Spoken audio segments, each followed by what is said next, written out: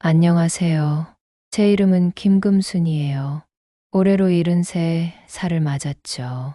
제 나이에 누가 이런 이야기를 믿을까 싶지만 그래도 한번 풀어볼까 해요. 제 이야기는 어쩌면 여러분에게 작은 위로나 통쾌함을 안겨줄지도 모르니까요. 저는 사실 수백억 원대의 자산을 가진 할머니입니다. 하지만 제 겉모습만 보면 아무도 그렇게 생각하지 못할 거예요. 언제나 허름한 옷차림에 시장에서 산운동화를 신고 다녔으니까요. 값비싼 명품 가방 대신 낡은 천 가방을 메고 화장기 없는 얼굴로 동네 마실 다니듯 살았습니다. 자식들은 제발 좋은 옷 좀 입고 다니라고, 친구들 만나서 기죽지 말라고 성화였지만 저는 그저 웃음으로 넘겼습니다. 그렇게 살다 보니 사람들은 저를 좀 별나게 봤어요. 특히 오랫동안 연락이 끊겼던 친구들은 더 그랬죠. 20살 풋풋했던 시절 이후로 반백년 만에 만나는 동창회 자리에서 저는 여전히 그 낡은 옷차림 그대로였습니다. 몇 달 전 고등학교 동창회에 참석하게 되었어요. 동창회 총무를 맡은 박미숙이가 하도 연락을 해서 마지못해 나갔습니다.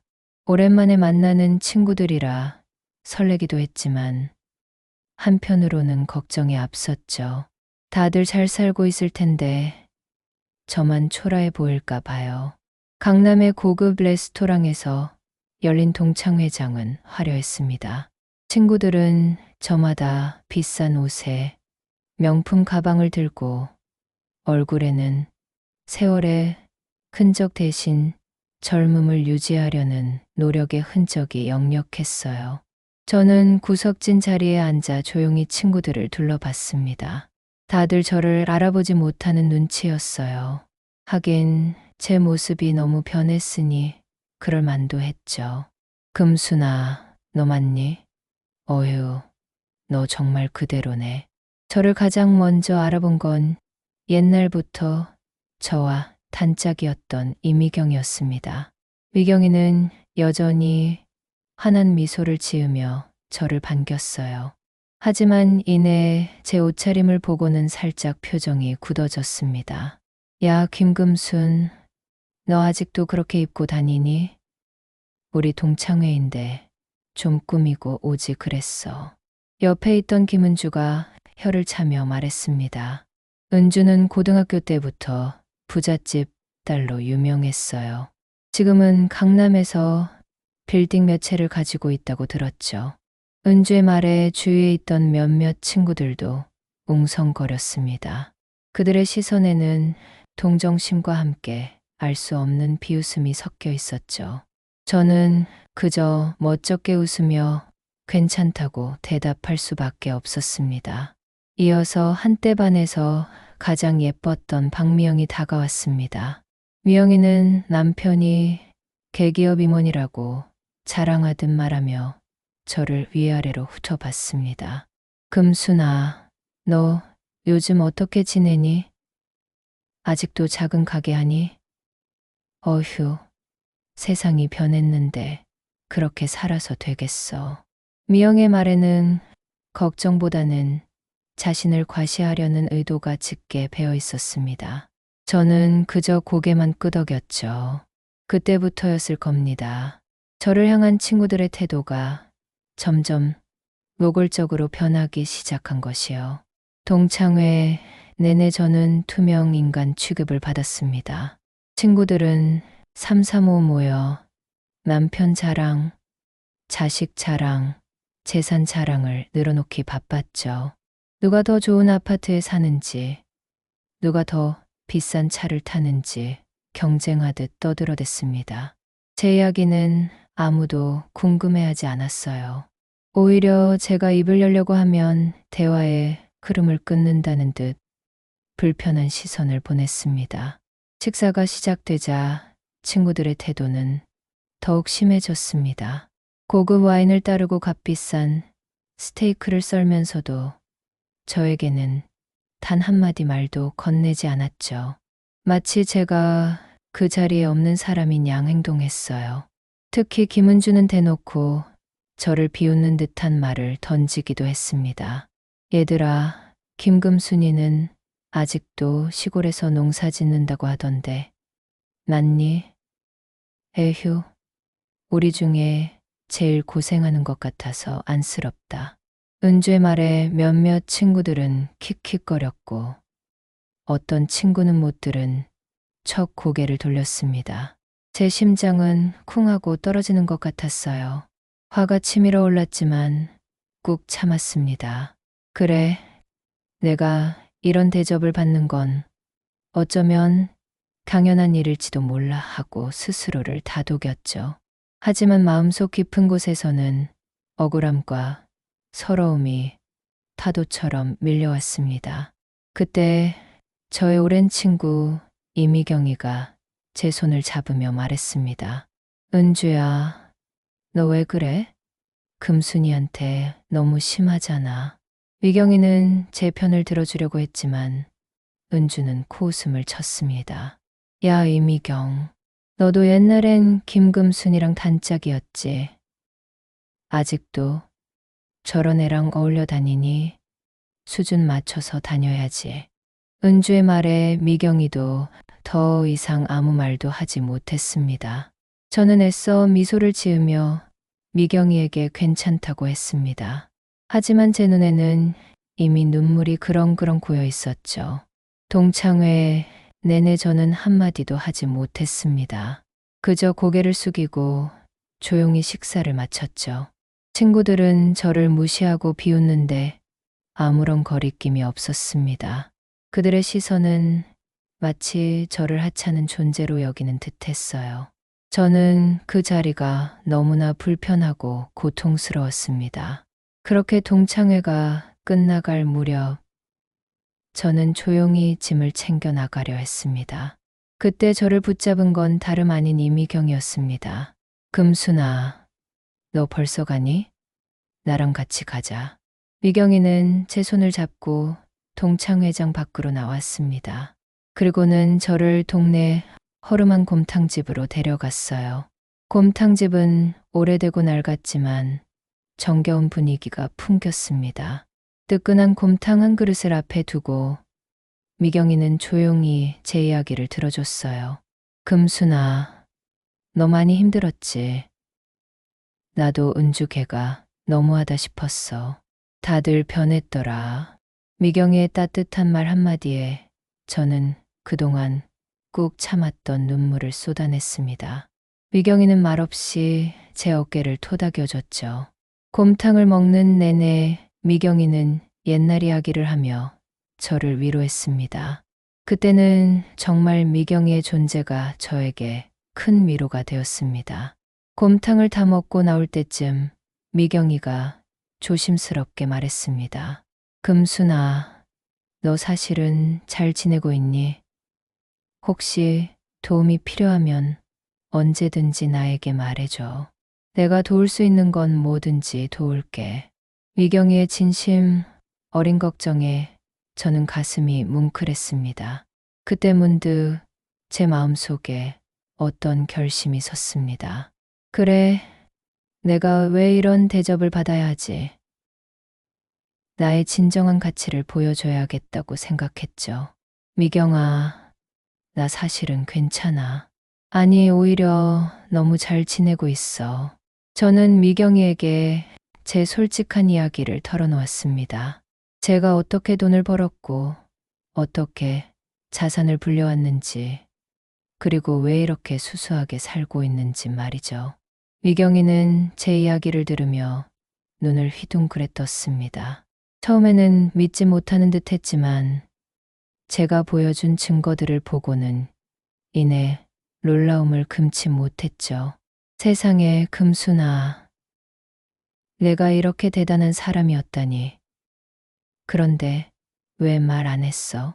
미경이는 저의 성공에 진심으로 기뻐해 주었습니다. 그때 저는 깨달았어요. 진정한 친구는 겉모습이나 재산이 아니라 그 사람 자체를 보고 존중해 준다는 것을요. 며칠 뒤 뜻밖의 연락이 왔습니다. 동창회에서 저를 비웃었던 김은주에게서였죠.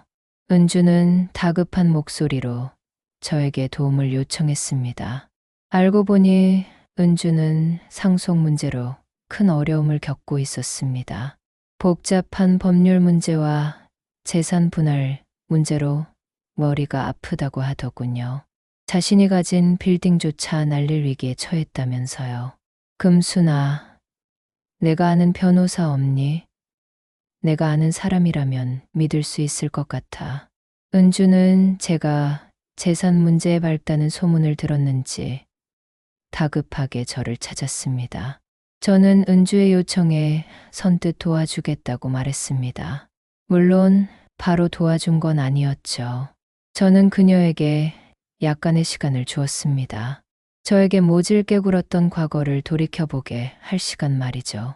며칠 후 저는 은주를 다시 만났습니다. 저는 제 전담 변호사이자 재산관리인인 김진성 변호사를 소개해 주었죠. 김진성 변호사는 저의 오랜 조력자였습니다. 그는 은주의 이야기를 차분히 들었고 곧 해결책을 제시했습니다. 은주는 김진성 변호사의 명쾌한 분석과 해결책의 놀라움을 금치 못했습니다. 변호사님, 정말 감사합니다. 제 인생을 구해주셨어요. 은주는 연신 고개를 숙이며 감사 인사를 전했습니다. 그때 김진성 변호사가 무심코 한마디를 던졌습니다. 뭐려, 이건 다 김금순 회장님 덕분이죠. 그 말에 은주는 저를 쳐다봤습니다. 회장님이라는 단어에 은주의 눈이 휘둥그레졌죠. 회장님이라니요? 김금순이요? 은주는 믿을 수 없다는 표정으로 저를 바라봤습니다. 저는 그저 온화하게 웃으며 고개를 끄덕였습니다. 은주의 얼굴은 순식간에 하얗게 질렸습니다. 그제야 그녀는 제가 보통 사람이 아니라는 것을 깨달은 듯 했습니다. 며칠 뒤 은주는 저에게 연락을 해왔습니다. 자신에게 식사를 대접하고 싶다고요. 저는 은주의 제안을 흔쾌히 받아들였습니다. 하지만 제가 고른 식당은 다름 아닌 지난번에 미경이와 갔던 그 허름한 곰탕집이었습니다. 은주는 고급 레스토랑을 기대했는지 곰탕집 앞에서 잠시 당황하는 기색을 보였습니다.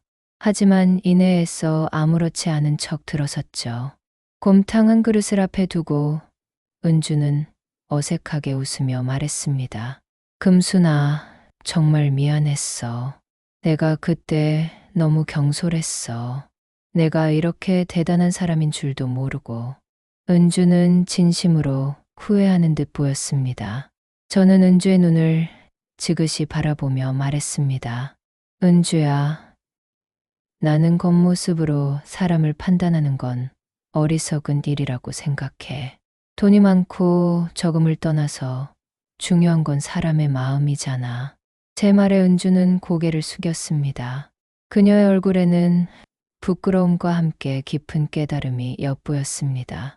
곰탕을 먹는 내내 은주는 과거 자신의 행동을 뉘우치며 거듭 사과했습니다. 저는 그런 은주를 보며 씁쓸한 미소를 지었습니다.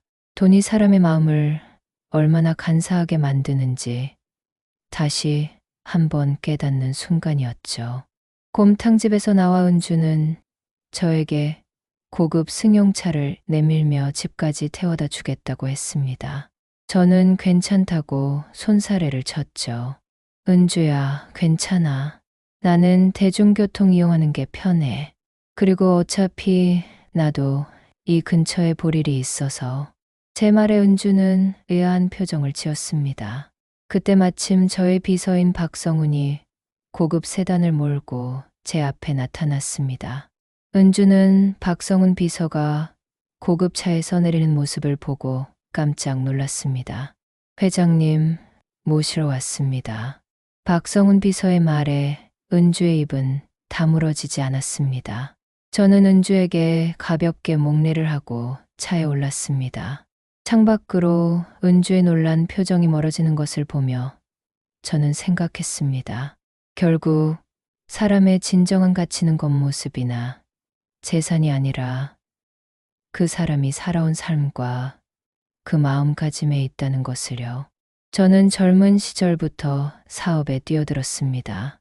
작은 상점에서 시작해 차곡차곡 돈을 모았고 부동산 투자로 자산을 불려나갔습니다. 물론 쉽지 않은 과정이었죠. 수많은 실패와 좌절을 겪었지만 저는 포기하지 않았습니다. 남들이 쉬고 있을 때 저는 더 열심히 일했고, 남들이 돈을 흥청망청 쓸 때 저는 아끼고 또 아꼈습니다. 그렇게 쌓아 올린 자산은 이제 제 이름으로 된 빌딩 몇 채와 주식, 그리고 여러 투자처에 분산되어 있습니다. 저는 불필요한 사치나 과시를 싫어합니다. 거칠애보다는 실속을 중요하게 생각하죠. 그래서 저는 평소에도 소박한 옷차림을 고수하고 대중교통을 이용하는 것을 즐깁니다. 제 삶의 철학은 검소함 속에 숨겨진 풍요로움이라고 할 수 있습니다. 이번 동창회 사건은 저에게 많은 것을 생각하게 했습니다. 사람들은 겉모습만 보고 쉽게 판단하고 돈이라는 잣대로 사람의 가치를 매기려 한다는 것을요. 하지만 저는 그런 시선에 흔들리지 않습니다.